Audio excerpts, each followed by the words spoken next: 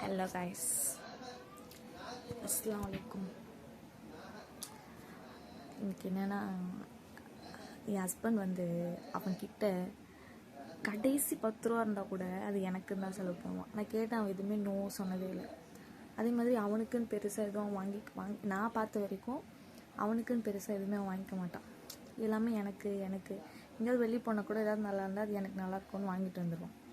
இப்போ பாப்பா வந்ததுக்கப்புறம் அது பாப்பாவுக்கும் சேர்த்து மாறிடுச்சு. எனக்கு பாப்பாவுக்கு நல்லாயிருக்கும் அப்படின்னு எல்லாத்தையும் வாங்கிட்டு வந்துடும். அவனுக்குன்னு எதுவுமே பெருசாக இல்லை.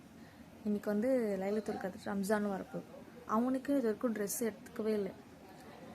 அவங்க அப்போ கூட உனக்கு ட்ரெஸ் எடுக்கணும் பாப்பாவுக்கு எடுக்கணும் அப்படின்னு சொல்லிட்டு பாப்பாவுக்கு எடுத்துட்டோம். நான் எனக்கு இருக்கிற நிறைய புது ட்ரெஸ் இருக்குதா, நான் பெருசாக ட்ரெஸ் எடுத்தேன். அவனுக்குன்னு ட்ரெஸ் எடுக்கவே இல்லை. ஸோ அவனுக்கே தெரியாமல் நான் ட்ரெஸ் எடுத்து வச்சுருக்கேன். ஸோ இதை அவன்கிட்ட கொடுக்கலாம். நான் என்ன ரியாக்ட் பண்ணுவான்னு தெரில. கண்டிப்பாக என்ன சொல்லுவான், நான் போட மாட்டேன்னு தான் சொல்லுவான். ஏன்னா எனக்கு ட்ரெஸ் எடுக்கலை, அதெல்லாம் போட மாட்டேன்னு சொல்லுவான். ஆனால் நானும் புது ட்ரெஸ்ஸாக போட்டிருக்கேன். என்கிட்ட ஆல்ரெடி புது ட்ரெஸ் இருந்துச்சு, ப்ரெக்னன்சிக்கு முன்னாடி எடுத்தது. ஸோ அதுதான் நானும் போட்டிருக்கேன். ஸோ வரட்டும், வேலைக்கு போயிருக்கான், இப்போ வருவான், வந்ததும் அவன்கிட்ட தரலாம். போட மாட்டேன்னு சொல்லுவான், ஆனால் எப்படியாவது போட வைப்போம். என்ன சொல்கிறான்னு பார்ப்போம். பூக்கள் பூக்கும் தருணம் மாறுயிரே பார்த்ததாருமில்லை.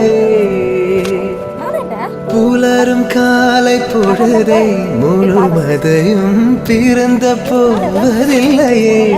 நேற்று வரை நேரம் போகவில்லையே, உனதருகே நேரம் போகவில்லை.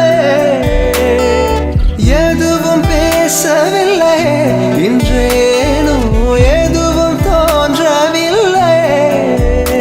இது எதுவோ இரவும் விடியவில்லை, அது விழுந்தால் பகலும்